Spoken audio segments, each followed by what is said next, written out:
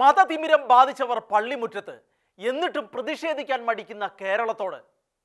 അങ്ങേയറ്റം നടുക്കവും ഭീതിയും ഉളവാക്കുന്ന സംഭവങ്ങളാണ് കോട്ടയം ജില്ലയിലെ പൂഞ്ഞാറിലെ സെന്റ് മേരീസ് ഫൊറോന ദേവാലയത്തിൽ കഴിഞ്ഞ ദിവസം നടന്നത്. നാളുകളായുള്ള ഭരണകൂടങ്ങളുടെ അനാസ്ഥയുടെ പരിണതഫലമായി ക്രൈസ്തവരുടെ ആരാധനാ സ്വാതന്ത്ര്യങ്ങൾ ശിഥിലമാക്കിക്കൊണ്ട് ക്രിമിനലുകൾ പള്ളിമുറ്റത്ത് വരെ എത്തി വൈദികനെ കാറിടിപ്പിച്ച് കൊല്ലാൻ ശ്രമിക്കുന്ന തരത്തിലേക്ക് കേരളത്തിലെ ക്രമസമാധാന കാര്യങ്ങൾ അധപ്പതിച്ചിരിക്കുകയാണ്. നടന്നത് കൃത്യമായ ക്രിമിനൽ കുറ്റവും വ്യക്തമായ കൊലപാതക ശ്രമവും തന്നെയാണ്. സംഭവത്തിൽ പകുതിയോളം പേർ +2 വിദ്യാർത്ഥികളാണെന്നതാണ് കാര്യങ്ങളുടെ ഗൗരവം വർദ്ധിപ്പിക്കുന്നത്. ഈരാറ്റുപേട്ടയിൽ നിന്നും വന്ന ഇവരുടെ പഠനങ്ങളുടെ കുഴപ്പമാണ് കത്തോലിക്ക വൈദികനെ ആക്രമിക്കുന്നതിലേക്ക് ഇവരെ നയിക്കുന്നതെന്ന ആരോപണം ഇതിനോടകം ഉയർന്നു കഴിഞ്ഞിട്ടുണ്ട്. ഇത് ആദ്യത്തേതോ ഒറ്റപ്പെട്ടതോ ആയ സംഭവം അല്ലെന്നും ക്രൈസ്തവരുടെ പള്ളി പരിസരങ്ങളിലും സൺഡേ സ്കൂൾ പരിസരങ്ങളിലും പ്രത്യേക ലക്ഷ്യങ്ങളോടെ ചിലർ സംഘടിക്കുന്ന പ്രവണതകൾ കേരളത്തിന്റെ ചില ഭാഗങ്ങളിൽ ശക്തമാകാൻ തുടങ്ങിയിട്ട് കുറച്ച് നാളുകളായെന്നും സഭാ നേതൃത്വവും സംഘടനകളും ഉറപ്പിച്ചു പറയുന്നു. വടക്കേ ഇന്ത്യയിൽ നടക്കുന്ന സംഭവങ്ങൾ മാത്രം ചാനലുകളിലും പത്രങ്ങളിലും ചൂടൻ വാർത്തയാക്കി മാറ്റി മുതലെടുപ്പ് നടത്തുന്നവർ ഇന്നലെ ഉറക്കത്തിലായിരുന്നു.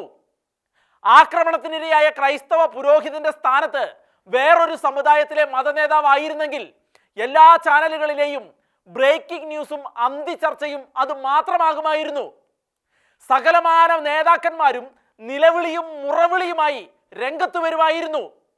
ലോക്സഭാ തെരഞ്ഞെടുപ്പ് മുന്നിൽ കണ്ടുകൊണ്ട് ക്രൈസ്തവ പ്രേമവുമായി ഇറങ്ങിയ കേരളത്തിലെ ചില കണ്ണിംഗ് പൊളിറ്റീഷ്യന്മാർ നോർത്ത് ഇന്ത്യയിൽ നടക്കുന്ന ക്രൈസ്തവർക്കെതിരെയുള്ള അധിനിവേശങ്ങളെ മാത്രം ആഘോഷമാക്കി മാറ്റി വിലപിക്കുന്നവരും ഇന്നലെ കനത്ത നിശബ്ദതയിലായിരുന്നു.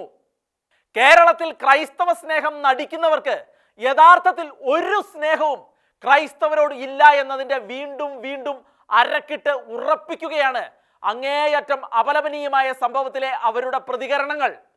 കൗശലക്കാരായ ഈ അവസരവാദികളുടെ പിത്തലാട്ടങ്ങളെല്ലാം കാര്യസാധ്യത്തിന് വേണ്ടിയുള്ള മൂന്നാംകിട അടവുകളാണെന്ന കാര്യം ക്രൈസ്തവർ നേരത്തെ തന്നെ തിരിച്ചറിഞ്ഞു കഴിഞ്ഞതാണ്. ക്രൈസ്തവർ പ്രതിസന്ധിയിൽ ആകുമ്പോഴൊക്കെ ഉരിയാട്ടം മുട്ടിയിരിക്കുകയും ക്രൈസ്തവർക്ക് പിഴവ് പറ്റിയെന്ന് ആരെങ്കിലും ചെവിയിൽ ഓതിക്കൊടുത്താൽ അവരെ ജയിലിലടക്കണമെന്ന് ആക്രോശിച്ചുകൊണ്ട് ചിലരെ സുഖിപ്പിക്കാൻ വേണ്ടി അലറി വിളിക്കുകയും ചെയ്യുന്ന കേരളത്തിലെ ഭരണ പ്രതിപക്ഷങ്ങളുടെ നേരും നെറിയും കെട്ട വോട്ട് ബാങ്ക് പ്രീണനത്തിന്റെ പരിണത ഫലമായി ഇപ്പോൾ കേരളത്തെ വർഗീയമായി വിഭജിക്കപ്പെടുന്ന സാഹചര്യങ്ങളാണ് ഉളവായിക്കൊണ്ടിരിക്കുന്നത്. കേരളത്തിന്റെ മതനിരപേക്ഷത തകർക്കുന്ന വിധത്തിൽ നടന്ന സംഭവത്തെ തീർത്തും നിസ്സാരമായ ഒറ്റപ്പെട്ട പ്രാദേശിക സംഭവമാക്കി തീർക്കാൻ ചിലർ അക്ഷീണം പ്രയത്നിച്ചുകൊണ്ടിരിക്കുകയാണ്. നാളെ ഇതിലും വലുത് ക്രൈസ്തവ സമൂഹത്തിന് നേരെ വരുമ്പോഴും ഇവിടുത്തെ മുന്നണികൾ വോട്ട് ബാങ്ക് നോക്കി ക്രിമിനലുകൾക്ക് ഒപ്പം നിൽക്കും.